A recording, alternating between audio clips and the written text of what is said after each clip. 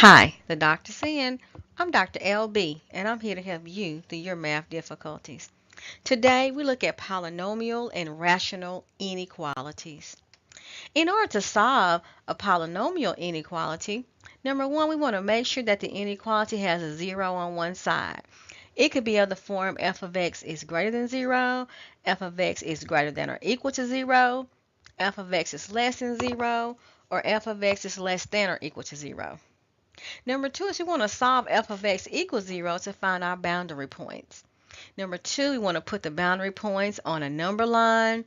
And number four, test each factor on each side of the boundary points. And number five, write the solution set. Now, these are pretty much the same instructions that go forth for rational inequalities as well. We just may have to deal with some points that may be undefined. Let's look at some examples. The first one is 9x squared plus 3x minus 2 is greater than or equal to 0. Now, with this one, we already have a 0 on one side, so let's go ahead and let's factor. This factors to 3x minus 1 times 3x plus 2 is greater than or equal to 0. So to find our boundary points, let's set these factors equal to 0 and solve. So 3x minus 1 equals 0, means x is 1/3, and 3x plus 2 equals 0, means x is negative 2/3. So let's put these on the number line. Negative 2/3 and 1/3. And what we're going to look at is 3x minus 1. We're going to look at 3x plus 2.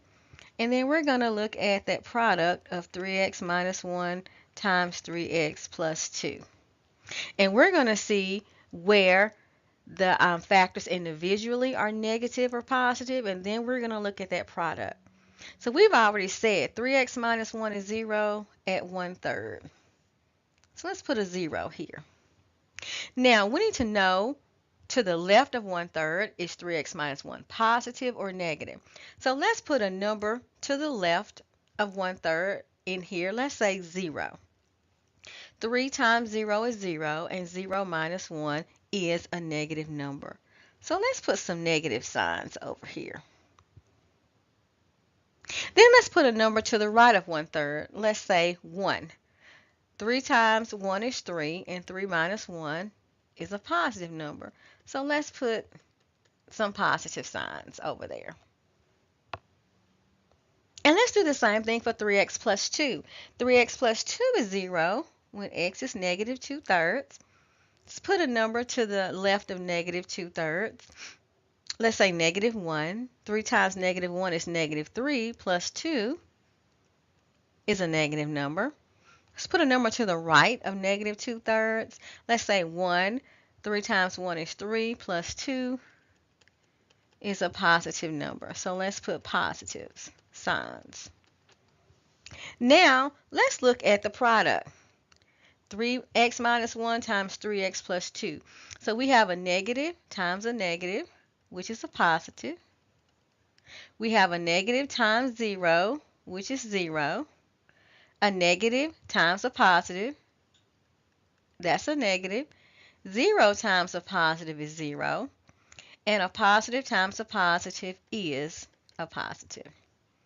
Now, let's go back to the original problem because we wanted 9x squared plus 3x minus 2 to be greater than or equal to 0. So we're looking at positive numbers and we're looking at 0. So here we have positive numbers. We include 0, so we're going to put an open bracket. Here we have positive numbers, and we're looking at the product here, and we're including 0. So our solution in interval notation is negative infinity to negative 2/3 with an open bracket, a closed bracket, union 1/3, closed bracket, because here we are including 0, to infinity. So negative infinity to 2/3, 2/3 is closed, union, we closed at 1/3, and we go to infinity. That is our solution set. So get another one. We have 4x squared minus 4x is greater than or equal to -1. So we don't have 0 on one side, but we can easily get 0 on one side by adding 1 to both sides. This factors to 2x minus 1 times 2x minus 1. And 2x minus 1 equals 0 when x is 1/2. So let's put a 1/2 as our boundary point down there. So we're going to look at 2x minus 1. We're going to look at 2x minus 1 again. And then we're going to look at that product. 2x minus 1 times 2x minus 1. So we said 2x minus 1 is 0 at 1/2.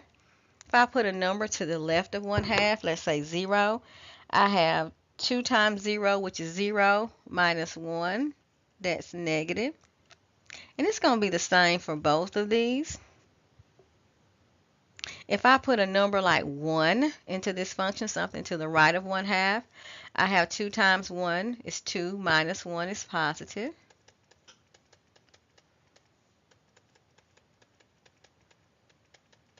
So now let's look at the product. A negative times a negative is a positive. 0 times 0 is 0. And a positive times a positive is a positive. Now what do we want? We want this expression to be greater than or equal to 0. So we're looking for positive numbers and we're looking for 0. So we're going to shade in this whole line because the whole line is positive or 0. So what's my solution set? My solution set is negative infinity to positive infinity. It is all real numbers. Let's look at another one. We have 9x squared minus 6x plus 1 is greater than 0. So here this factors to 3x minus 1 times 3x minus 1 is, less than 0, not greater than 0, less than 0. So 3x minus 1 equals 0 means x is 1/3. So let's put that boundary point on our number line. So we're going to look at 3x minus 1, 3x minus 1, and 3x minus 1 times 3x minus 1. So again, 3x minus 1 is 0 at 1/3. Let's look at a number to the left. Let's say 0. 3 times 0 is 0, and 0 minus 1 is negative. So since we have 3x minus 1, again, these two lines will be duplicated. If I look at a number to the right of 1/3, let's say 1. 3 times 1 is 3, and 3 minus 1 is positive.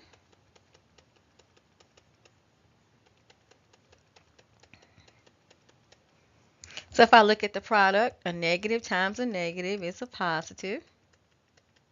A positive times 0 is, 0 times 0 is 0. And a positive times a positive is a positive. So we are looking for all numbers that are less than 0 or all negative numbers. Notice, we don't have any negative numbers on that product line there. So here, we don't shade anything in because our solution is the empty set.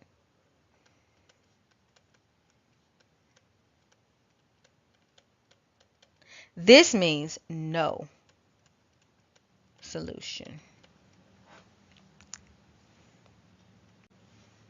Let's look at another one. Here we have 1 over x minus 3 is less than 1. So y'all, we need 0 on one side. So 1 over x minus 3 minus 1 is less than 0. And in order for this to work for us, this is a rational function. We need to have a one single fraction. So let's do that. Let's get a common denominator. We have 1 over x minus 3. 1 is the same as x minus 3 over x minus 3. If we combine, we have a common denominator. If we distribute, we have negative x. We have a 3. So we have this positive 3, this 1, which makes 4. And then we have minus x. And this has to be less than 0. So we're going to look at 4 minus x, and we're going to look at x minus 3. Then we're going to look at that quotient, 4 minus x over x minus 3. So 4 minus x is 0, means 4 equals x. And x minus 3 is 0, means x is 3. So we're going to have boundary points 3 and 4. So 4 minus x is 0 when x is 4. Let's look at a number to the left of 4. Let's say 0. 4 minus 0 is 4. So we have positive numbers. So don't get so caught up in that everything to the left of that boundary point will be negative, because there are instances where it could be positive. Let's look at a number to the right of 4. Let's say 5. 4 minus 5 is negative. X minus 3 is 0 when x is 3. If I look at a number to the left of 3, let's say 0. 0 minus 3 is negative. If I look at a number to the right of 3, let's say 4. 4 minus 3 is positive. And let's do the operation. A positive divided by a negative is a negative. A positive divided by 0 is undefined. You cannot have 0 in the denominator. Positive divided by a positive is a positive. 0 divided by a positive is 0. And a negative divided by a positive is a negative. Now what are we looking for here? We're looking for this to be less than 0. So we are looking at negative numbers. You never include undefined. And here we're looking for negative numbers, and we're not looking for 0. So again, here that's going to be an open bracket. So our solution set is negative infinity to 3, open at 3, union 4, open at 4, to infinity. That's our solution set. So remember that Dr. LB is always in. Please come back for more math help.